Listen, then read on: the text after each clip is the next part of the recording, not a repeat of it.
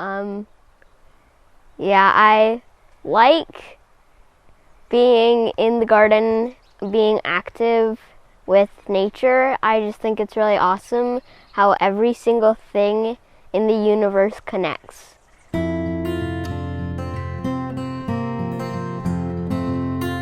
Hello, my name is Ann Laurie. I am the school garden educator at a small public school in northern Sonoma County, and I'm also the programs director at School Garden Network.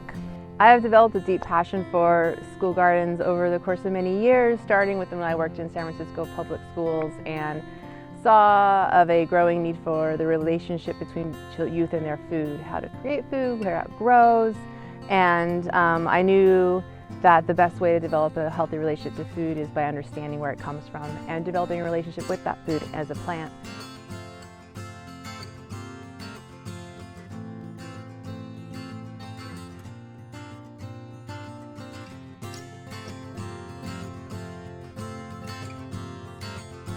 Not only do school gardens teach about food, but they do so much more. And learning about food is enough.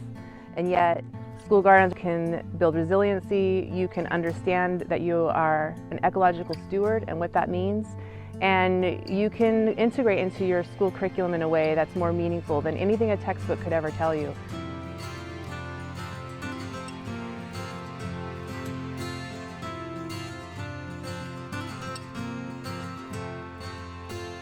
School gardens are typically underserved, underfunded, and misunderstood.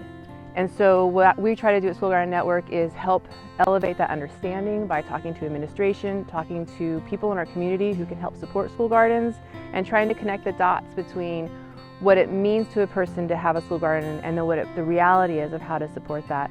I think if you asked anybody, they would say school gardens are wonderful for youth, of course, but then not really sure how to make that happen for their community. We support schools through funding, through workshops, through resources, connections, and through physical donations of plants and seeds and connecting community members who have resources to those who need it. We find that there's a never-ending need. School gardens continuously grow. They change over the seasons. They change with school districts. They change with new administrators. They change with educators. They change with every class that graduates out of a school system and the parents that support that. It never ages out and it never becomes irrelevant. Especially now, we've come off of a year of kind of the community has left the social system and entered into a much more internal place of healing, and so many people we've witnessed have turned to nature, and so we want to be able to help support youth in understanding what that relationship is.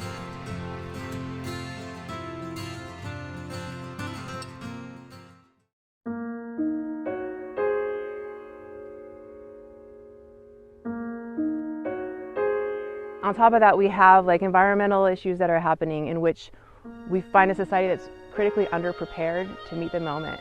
We haven't really focused on environmental education. We haven't learned about nature's systems in a meaningful way. And so when it comes time to now address them, a lot of our society doesn't even really know what that means.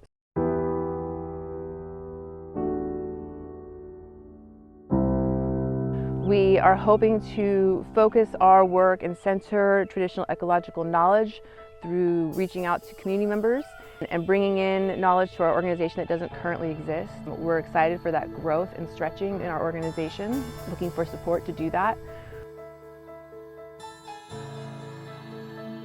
There's a deep interest in recognizing the missing voice of traditional ecological knowledge and traditional resource management. And if we can kind of bring in some of this ancient knowledge that exists in our community to a center stage, both through education and in policy, then I think we're going to be better off.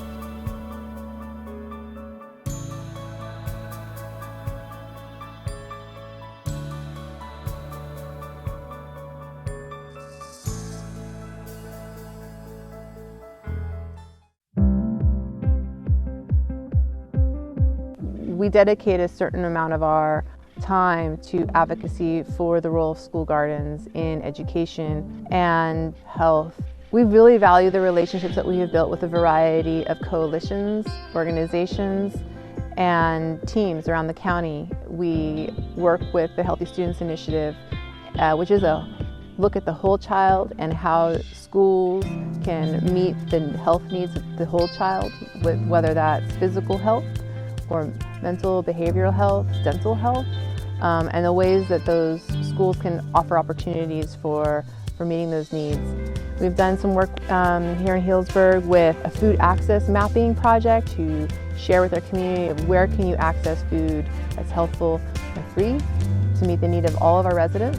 We work with SCO, the Sonoma County Office of Education, to integrate into their scientific education lexicon the use of school gardens so that educators feel more empowered, emboldened, and comfortable accessing the outdoor classroom. About half of the students don't have access at home to any kind of garden space. A lot of them don't have access to much outdoor space, really. So having this here at school for them, it's huge. It may be, one of the only places they come to regularly where they have that close relationship with a garden environment. We can't do the work of supporting schools unless we're doing the work of institutionalizing this educational environment. So we advocate at every place that we can, and we're always looking for more places where we should be at the table advocating and show a broader community the depth of opportunity that school gardens offer. And to be quite honest, not everybody sees that. Though most people recognize the value, there is somewhat of a limited vision of what the value really is or what it holds. So trying to really elaborate on that, paint the picture of what it does.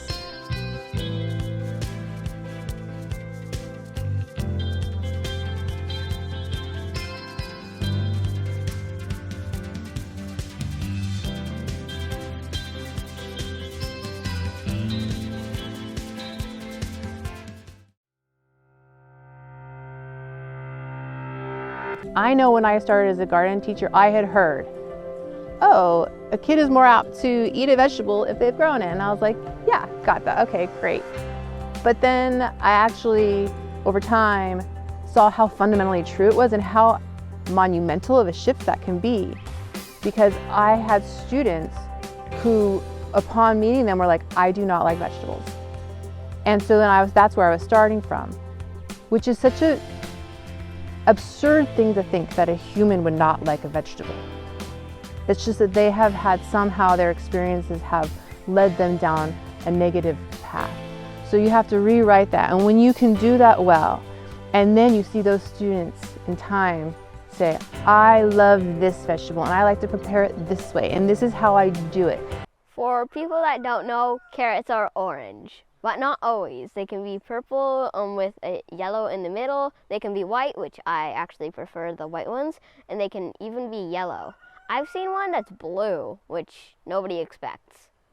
And maybe they're 7 now, but when they're 35, they're still gonna have that knowledge that they like vegetables. And that sounds so simple, but it's so profound because that's preventative medicine. If you can empower them to know internally, I do like them, and I have my own preferences, and that's cool, and I know how to access that, then yeah, you kind of change that kid's life.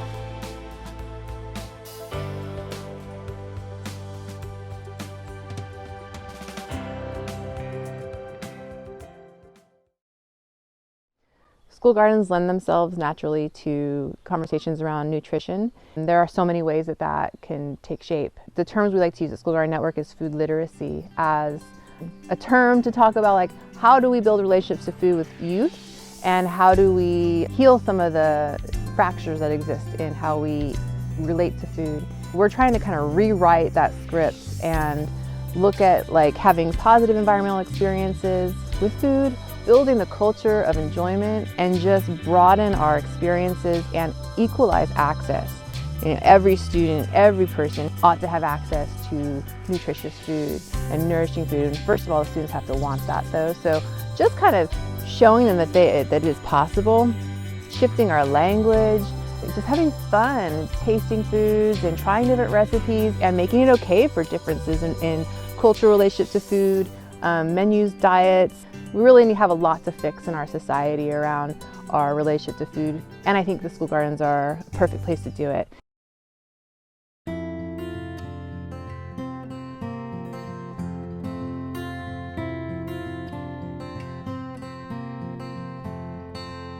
So we're really trying to work with leaders in the food literacy movement and provide opportunities and trainings to help dig into this kind of history of our food, understand its implications on our diet, and also the inequities that come within the food system and how the food system has destabilized our relationship, our cultural relationship to food.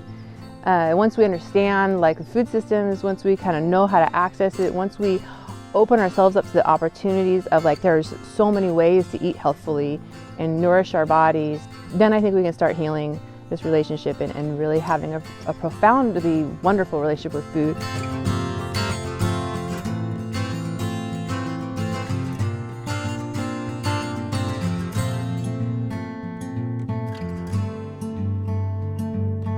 It is kind of a new way of approaching science education, but I think it's the only way we're really going to grow a cohort of people who understand ecology. It's not just about growing a tomato, it's about like filling a need, a human need that is not being met in schools right now. We believe that by providing a space where kids can really develop and nourish that relationship to the land, then they will grow up understanding what it means to then be leaders in stewardship and ecology restoration and healers. That is why we do what we do at School Garden Network.